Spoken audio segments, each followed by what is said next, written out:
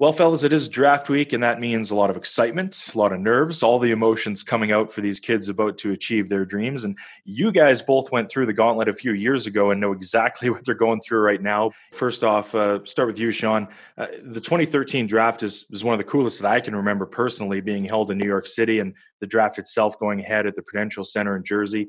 What do you remember most about that experience leading up to it and ultimately hearing your name called out by the Flames? Yeah, I mean, it was an exciting time for sure for me. I didn't really know what to expect going into it. I had my a big group there with me, family, friends, and a lot of relatives. So it was a good time. And I mean, come draft day, yeah, you're pretty nervous. You're just waiting to hear your name called and figure out where you're going to be drafted. So like I said, it was an exciting time. And once Calgary picked me, it obviously was pretty special. Kind of an interesting spot too, right? Because you didn't know exactly where you're going, but you knew it was going to be one of a handful of teams in that area. Were you kind of playing out the different scenarios in your head over the days leading up to it? Yeah, I thought I had some good interviews with Calgary. I felt good about potentially getting drafted there, and I thought maybe I was going to go number 5 to Carolina, and that was Lindy, and obviously now we're teammates, and it's great. But yeah, I wasn't sure what was going to happen. And I mean, once Lindy was picked there by Carolina, I was kind of hoping inside that Calgary was going to take me, and fortunately enough, they did. And I mean, the rest is history.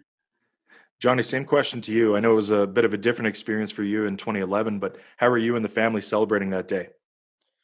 Yeah, it was a lot different than Sean's story. I didn't think I was going to get drafted. So I kind of just stayed at home and played in like a local hockey tournament at my dad's rink and was on the ice. And my mom just started screaming in the stands. And I'm just like, so stop screaming. Like, what are you screaming for? And she ran down, gave me a big hug. And I heard that I was drafted to Calgary. And at that point, really, I didn't really know much about Calgary. I didn't really know where it was at or anything like that. So it was all kind of new to me. I kind of played in the area of Philadelphia and New Jersey all my life, and played 1 year in Iowa. So I didn't really know much about Canada, and only been there for a few tournaments in Toronto. So, but yeah, it was a special day, and it's something I'll never forget. You said you didn't really know if you were going to go at all. Was that kind of by design too? Kind of stay distracted during the day and not follow along very closely? Because I know that's probably a pretty nerve wracking time otherwise if you're following pick by pick. Yeah, to be honest, I wasn't nervous at all. I didn't really think anything of it. I didn't think I was going to get drafted. I knew it was my draft year, but I was assuming I wasn't going to get drafted, and my name wasn't on any lists or anything like that. I don't think so. I a little bit, like going into the day, a little upset. I see a bunch of friends and old teammates and stuff on the list. And I'm just like, wow, like that's good for them. I wish I was on there, but you know, I'm sure I have a different path of getting there maybe someday. And next thing you know, I kind of was in the middle of a hockey game and found out I got drafted. So I think I took a pretty good approach to it, just not worrying about it. Just if it happens, it happens. If it doesn't, it doesn't. And it all worked out. So, Sean, going back to the New York City aspect of the draft too. I mean, the draft isn't just the draft, as we all know. There's tons of events that surround it. You guys are so busy with all the media obligations and things like that. Did you get a chance to do anything fun? Like, I believe there was like an Empire State Building visit. Did you get to be a part of that? No, I don't think I did that. I think, I mean, once I was in New York there, I was obviously trying to spend a lot of time there with my parents and my sister and friends and family that were there. But yeah, leading up the days coming to the draft, I remember I was doing a lot of interviews with teams around picks where I could potentially go and a few dinners with teams and trying to get the feel to, I guess, get to know the family and stuff like that. And I mean, that kind of stuff goes a long way. And like I said, I thought everything went well with Calgary. And come draft day, I had a good feeling that I was potentially going to go there. And like I said, real fortunate enough that they picked me. It's funny talking about it. And Johnny, you said you weren't really sure if you were going to go. I mean, do either of you guys pay any attention to things like your rankings throughout the season? I know, Sean, you're billed as a top 10, potentially top 5 pick all season for both of you. Did that weigh on you at all, or was it motivational, or how did you kind of handle the pressures that go along with that?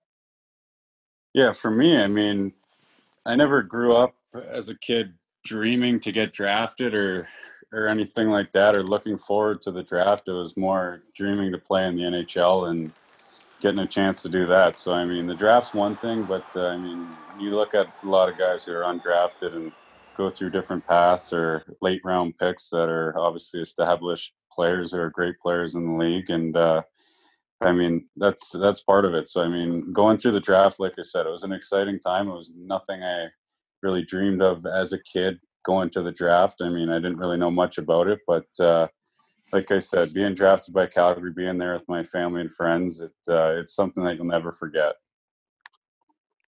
Johnny, what about for you? Did you ever look at the rankings or anything like that?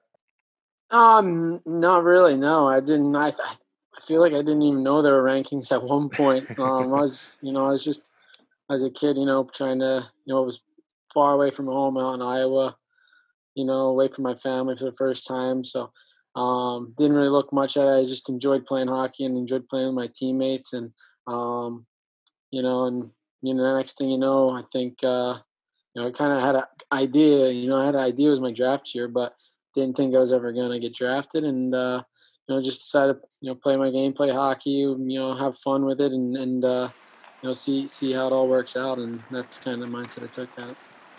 And if you can both touch on this one, Johnny, starting with you, I mean, so much of this, whether it's virtual or you're there in person, and like it was in Sean's case, you're surrounded by family. And ultimately, that's probably what it's all about. When you get that news and you're surrounded by the people that have helped get you there, what does that mean to you? Yeah, it was really special. I mean, I was playing with, 4 or 5 lifelong childhood friends, and we were in a little tournament together, and their parents were there, and my parents were there. My dad was on the bench coaching. My mom was in the stands. And, obviously I wasn't there, but, I had family, I had friends with me, and grabbed a little bite after to celebrate all of us together. And, it's something I kind of will never forget. Obviously, it's, a really cool experience going to the draft, but for me, it was a little bit different. And I think, I made the most of it. I mean, I had the opportunity to just, be with people who, have been there for me all my life. And I was very, very fortunate about that. Yeah, and for me, I mean, I was obviously right there on the floor of the draft, and you are getting a little bit nervous. And I mean, once my name was called, it's pretty special. I mean, you see the emotion on my dad, my mom, my sister's faces, and I mean, they were there since day one. So they're my biggest supporters, and obviously to have them right by my side during the draft, it was special, and I think they really enjoyed it. They'll never forget it, and yeah, I mean, there's obviously good footage of it that we have, and we'll keep that for a really long time. So looking back on it now, and I'm sure you'd both agree that, the draft happens, but, it's kind of the cliche that the hard work really starts after that point. What advice would you have for the kids that are going through it this year, knowing that, the draft is a pinnacle moment in a lot of guys' careers, but it's really just the beginning? Yeah, I mean, for me, I would say that it doesn't matter where you get picked or when you get picked, or even if you do get picked. If you're going to put the work in and you enjoy the game and you want to win, the game will take you for a long road. So I think doesn't matter where you go, you got to have fun, enjoy it, and I mean, your own cards will fall into place. I mean, look at Johnny.